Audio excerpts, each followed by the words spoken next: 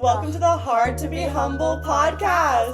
We're the pink and purple sisters. I'm yourself, baby girl. The whole purpose of this podcast is because we feel like people deserve to have a little piece of our conversations that make us feel so much better. Just go with it. Okay, we're just gonna talk. I'm really good at that. I love talking, okay? We're gonna get right on into it. Welcome back to another episode of Hard to Be Humble.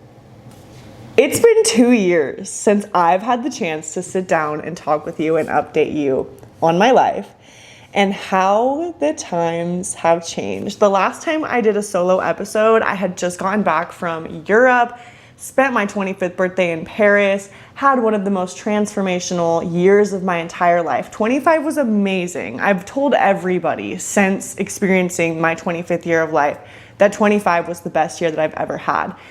But I think we're about to top that. This weekend, I turned 27, and life looks very, very different than it did for me 2 years ago. 25, like I said, incredible. I left the country so many times. I solo traveled. I met so many new people. I lived my life to the fullest. I was living in my aunt and uncle's basement. I had no cares about money. I just had this incredible mindset that it was always going to work out for me and I was always going to be able to afford to live the life that I wanted to live, right? 26, I decided to really lock in. 26 was boring. It was really boring because all I pretty much did was work and save money. 27, I have my own place. I'm living in Arizona, my dream apartment. I have wanted my own apartment with a pool and a gym and a big window and lots of space for plants, and we're here. I moved in February. I had been living with a couple roommates before then. Such a whack period of time in my life, right? Like I said, I was just trying to save money. I lived with two lesbians, and let me tell you, lesbians are crazy. They are so insane. Lots of drama. Do you know that do you know that lesbians have a very, very high rate for domestic violence in their relationships? They really like to fight. They like to fight each other. It's pretty crazy. Anyway, lots of love for that time in my life because it got me to where I am now. I'm very grateful to no longer be there. I'm gonna cut the BS. We're getting right into it. I'm pregnant. I'm expecting a little baby girl in October. We're gonna name her Lily. And I'm gonna cry. It's just so surreal to me and something that I've known I wanted my entire life, just never knew when my time was gonna come. I actually had a conversation with my sister a year ago, and I was talking about how I knew that I've always known that my life wasn't meant to be lived traditionally, that I was meant for something greater. I like to do things on my own time. I'm crying, sorry guys, tears dripping down my face. I don't like doing things traditionally. I like to live life on my own terms. I knew that I was gonna get pregnant before I got married. Not because I was out there like running around like a hoe. Like I was celibate for a really long time there, okay? I knew the man I'm having this child with, I knew that this is what was in store for us, okay? And I've known him for about 2 years now. He's a great guy, super handsome, 6'5". You're welcome, Lily, for the good genes. I just knew, okay? I knew. And after moving out of that apartment, I moved into my now apartment. This was around February, and I had this overwhelming feeling that I was gonna raise a kid here. That wasn't a part of the plan. Turns out I was pregnant during that, okay? Yeah, I'm 22 weeks on Friday. I'll be 27 on Sunday. And this has been one of the loneliest, most beautiful, transformational, difficult, unsettling, yet exciting time of my entire life. I have new emotions and different experiences every single day. I've recently started to feel her kick, and that is such a trip. I know it looks like I got a boob job. Just one of the perks of pregnancy, okay? They're giant. I've gained over 20 pounds, which is really hard considering I'm somebody that is like to be active and has pretty much weighed the exact same amount since I was 15 years old, okay? It's tough. I live really far away from my family. The dad is about to leave for the next 4 months to go fight wildland fires over the summer. I don't talk to anybody anymore besides my family. I work and I come home and I make yummy food and I do some yoga and I journal and I cry and I take baths, and that's about as exciting as it gets. Cheyenne and Callie are coming in this weekend for my birthday, and it's just something that's already helping me see how beautiful 27 is going to be. Not only am I becoming a mom in my 27th year of life, but I get to kickstart it with the people that mean the absolute most in the world to me. My two sisters, my rocks. When Callie was born specifically, Cheyenne and I got really close in our high school years after we had moved from Arizona to Idaho, and we didn't really have any friends. We just kind of latched onto each other, and I'm very grateful that our friendship formed in that time because she is the best freaking person that I know, okay? She is so cool. She is stunning, okay? She has always been gorgeous, but if you haven't stalked her Instagram lately, go check it out. She's a baddie, bro. I don't know where it came from. This last year, she just blew up. She knows her worth. That's why we haven't been podcasting as much, okay? Cheyenne and I have both kind of taken this time to really work on ourselves internally, and I still have so much work to do, okay? This is a never-ending thing for me, okay? I will never not be improving myself and working on becoming a better version. But Cheyenne specifically really struggled with listening to herself talk at the time, and that's so hard to see and hear when you love and admire someone so much and to see that they, don't have that same self-love for themselves. But I think it's something she's worked really, really hard on, and hopefully we get back into it together someday. And if not, I just want to kind of, talk, and I'm a freaking yapper, dude. I love talking. And I just, of course, wanted to give you an update on my life. But I was talking about Callie. Callie was born when I was 13 years old. And that was the first year of my life that I had really experienced depression in its absolute extremes. I think I was kind of always an anxious and on the sadder side child. But that was a very tough year for me. The teenage years are already really hard, but I was really into cutting myself, trigger warning. I don't know why that was a thing. It was literally glamorized. If you guys remember, what's that website called? Not Twitter, Tumblr. There used to be pictures of really skinny anorexic girls with slits on their wrists and some sad little quote about being unknown, and I wanted to be that. It was so weird, and genuinely, I was sad, okay? I wish I could go back and give myself a hug during that time. But Callie was born, and I was so convinced that she was given to me specifically so that I could have a reason to keep going. An anchor, something to keep me excited for life. I just used to hold her and sing her Never Grow Up by Taylor Swift and just thank God for bringing her into my life. So it's so fun. Now that she's gonna get to fly on a plane for her very first time, come down with Cheyenne, we're gonna get to go to the movies and shop and laugh and giggle and goof. And again, just such an incredible way to start out my 27th year. Me and my girls, my baby girl included. Life is good. Life is good. I know I get stuck in these cycles sometimes where I think that it's not, but I think that's also just pregnancy hormones. But also just a little reminder to you that if life looks unnerving or unsettling. If your life is not where you want it to be right now, time does wonders, okay? And I'm still having to remind myself this right now, especially as I'm transforming and becoming this woman, becoming a mom. I'm so anxious to meet her. I just want her here in my arms already so bad. But I know time is gonna fly by, and I know in a couple years this is all gonna make so much sense as to why it had to be the way that it is. I know that every parent feels this way too, but I know this baby girl is special. I know that she's gonna do big things, okay?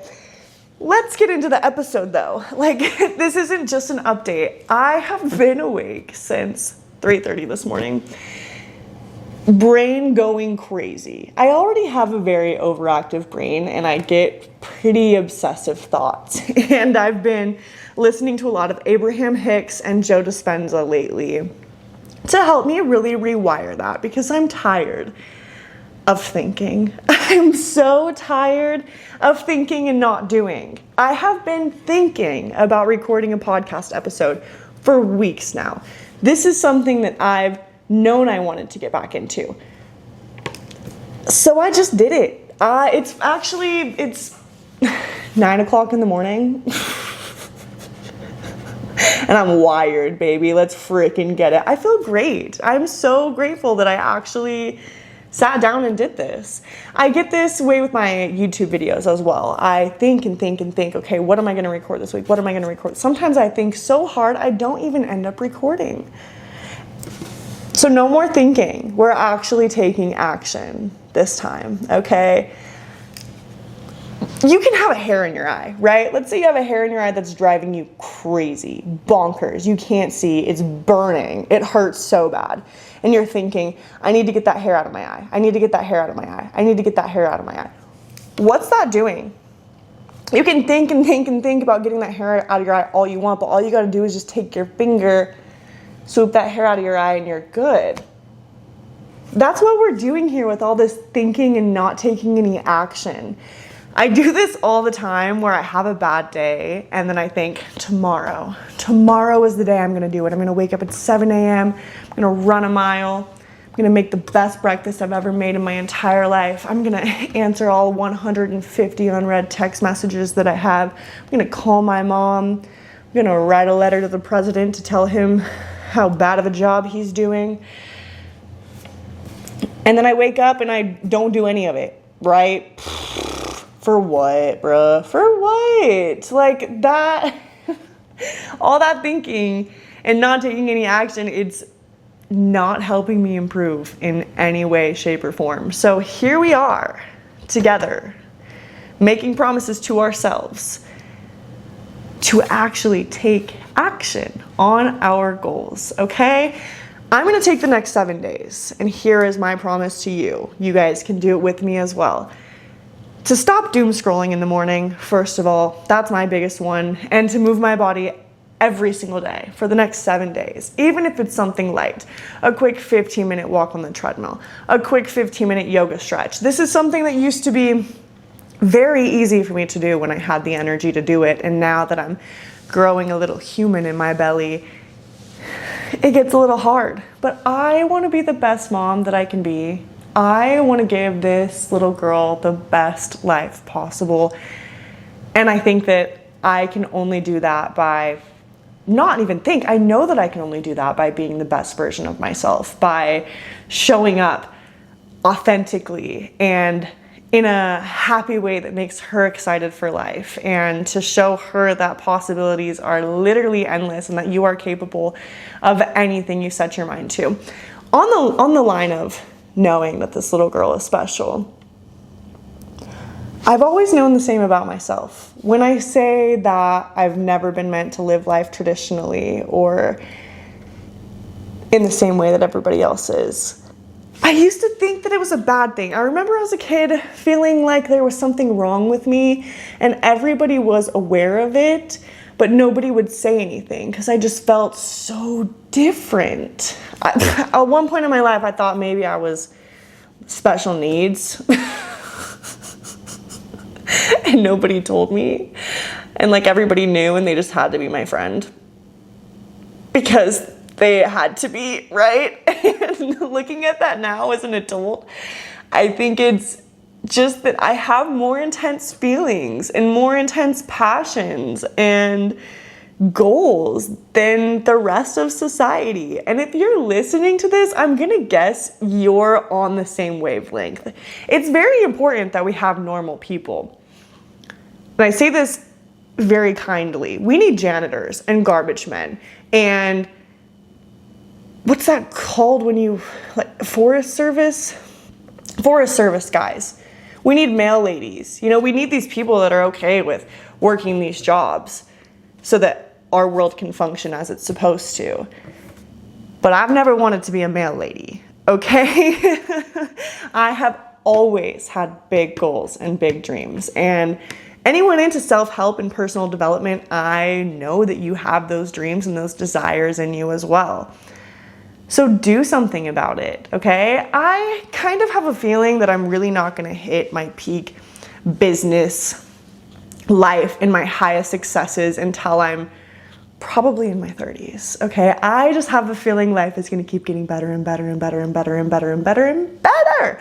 But I have to start now to set myself up to get there, right? That doesn't mean I don't have big goals and big dreams I'm chasing right now. It means I still have plenty of time. I'm not saying I'm waiting until my 30s to hit those goals that I have. I'm saying that I have time, that it's not like our lives are over now because we haven't made $1 million by the time we're 25. No, baby, I'm gonna be rich. I'm gonna be rich. And I don't even mean monetarily rich, okay? I want lots of land and a big house and a happy family and to own a yoga studio. Lately, I've been dreaming about the day that I own a yoga studio. And here's the thing, I say thinking, less thinking, more action, right? I know that I cannot buy a yoga studio right now, but that doesn't mean that I can't take little tiny steps to get towards that goal. I can start doing my daily practice. That's making sure I can commit 15 minutes a day to my own practice. From there, I can start going to yoga studios, testing out which ones I like, seeing the different vibes that I like, then finding another job teaching at a yoga studio. I've had some incredible teaching opportunities over the last little bit, but I haven't been in a studio since I left Idaho. I taught in Costa Rica. That was pretty cool. And I taught in Sedona this last year, but I'm not actually teaching, showing up every day in a studio like I know I want to be. So it's those little tiny steps and goals that I need to take to eventually get me to the point where I am owning a yoga studio. And it's gonna be so cute. I can't wait. It's gonna be so cute, my yoga studio. It's gonna be very friendly, and I think we're gonna have a little daycare so that all my mom friends can drop their kids off and, you know, pay an extra $10 and your kid can hang out with other kids and be in a safe, fun, loving environment and maybe paint or whatever craft we're gonna have them do that day. I am so excited. I'm so excited. Life is just gonna get better and better and better. I know it, I feel it. I'm so excited for it. But also, I'm really focusing on living in the present moment. Less thinking, more action, okay? I have to stop thinking about all of these future events and future conversations that I can't have. I am so bad at that. The amount of times I have an argument with myself in the car towards like a conversation with somebody that needs to be had, I'm wasting so much energy doing that. And with watching these Joe Dispenza and Abraham Hicks videos lately to help me rewire my brain, I'm learning that it's as simple as saying, hey, we don't have to think about that right now. And taking just 1 second to think about where you are in that present moment, where your mind is at and what you're ruminating on, what you're obsessing over. Taking just that 1 second to stop and pause and take a different route is going to slowly, over time, rewire your brain so that you stop ruminating on those things that aren't bringing you any positivity, that are taking you away from the present moment. and helping you become a more present person. It's kind of like with hiking, right? When you're in a mountain and everybody starts taking the same way up the mountain, a trail is formed. So when you live the same day and have the same thoughts and repeat the same patterns every single day, you're going to eventually create a path that you'll just always take to get to that destination. And if you're not happy with that destination, all you have to do is just maybe like veer off the trail a little bit and start forming new patterns and new habits. And it's a beautiful thing. What a fun little journey. Have you ever gone off the trail before? When I've done mushrooms and gone on hikes, that's always been what I've done, is that I've liked to go veer off the trail and explore, and it's so much fun. So let's do that in our lives. Yeah, that's it.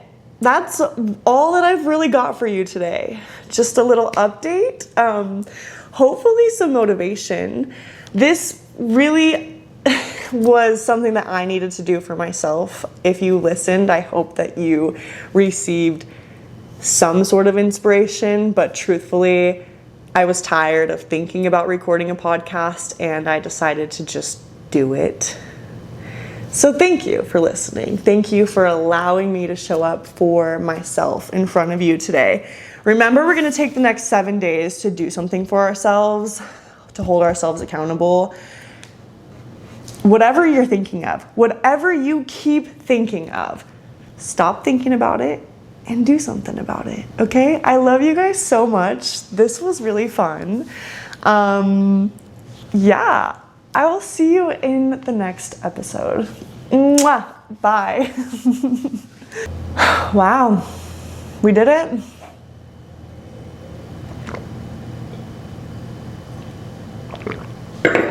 Cheers. Oh yeah. By the way, this was an electrolyte drink in my wine glass because these wine glasses don't get used for anything else anymore. Do you want to see my belly? I'll show you. Oh, it's in the morning, so low-key I'm still kind of skinny.